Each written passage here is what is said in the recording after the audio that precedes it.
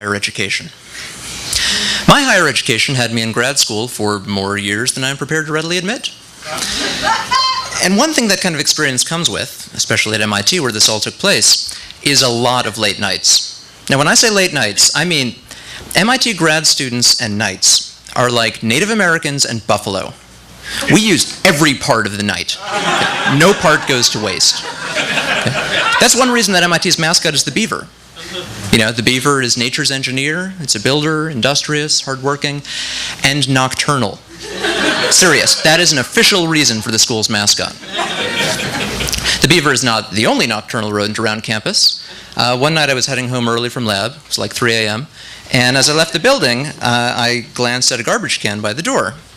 And a rat came out. And a rat came out. And a rat came out. And a rat came out. And a rat came out. And for like a minute and a half. My God, it was like some hideous, plague-bearing clown car. So never doubt it, MIT is a happening place at night. Another of the things that goes on is the hacks. That's the name for the large-scale, elaborate pranks that the school is notorious for, like the police car put on top of the Great Dome, or the lobby transformed into a cathedral, that sort of thing. In 2001, freshman rush at MIT ended. The administration decided that henceforth all freshmen must live on campus, and so August 2001 was the last time that independent living groups held this massive rush event to recruit freshmen. And a friend in my lab asked if I wanted to be part of a hack to commemorate it. Here was the plan.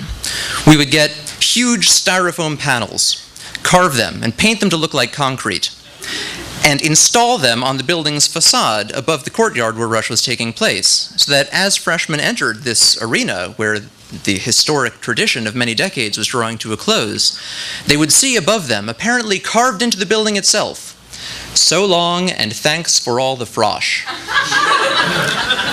I, in turn, recruited a couple more friends. One of them knew about rock climbing and owned climbing gear. I roped him in so he could rope us in.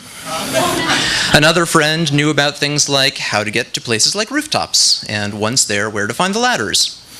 Invaluable. Again, this was higher education.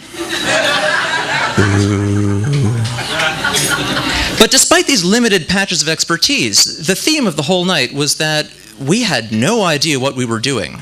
As it transpired, the foam would not carve, the paint would not dry, the glue would not hold the panels to the frames, and as we fought with our materials and tried to come up with workarounds and invented new ways of failing and cursed each other in our hearts for our lack of preparation, the hours kept slipping away like fishes made of banana peels. And when we finally crawled out through the library window onto the roof, when we allegedly went out onto the roof, nothing was ever proven. Okay, when we went out on the roof, it was like 5 a.m. Full sunrise was at 6, and this was not going to be a fast installation, even if everything went perfectly, which it did not. And so, as comforting darkness turned to malevolent dawn, the traffic passing on Mem Drive could just look up and see us hanging there from the roof, comically exposed in our black stealth outfits against this white concrete backdrop, like ninjas who'd taken a wrong turn and somehow ended up in Antarctica. Somehow we got done and got out before we got gotten. The sun finished rising, the freshmen came and went. I assume rush was great. I was asleep. It was, after all, daytime. A day or two later, I went back to see if the hack had been taken down yet, and the frame was still there. Styrofoam panels were everywhere. On the roof, scattered across the lawn. Total structural failure. We'd had no idea what we were doing. MIT, world's greatest engineers. Keep that in mind the next time you get on an airplane.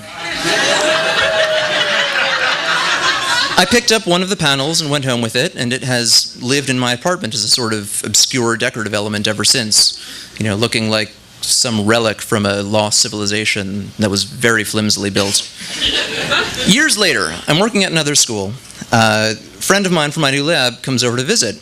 He walked in, saw the panel, and practically fell down. It turned out that he had been one of the freshmen from that year's final rush, a survivor of that lost, flimsy civilization, re-encountering this moment from his formative years. Touching lives is the great reward of working in higher education.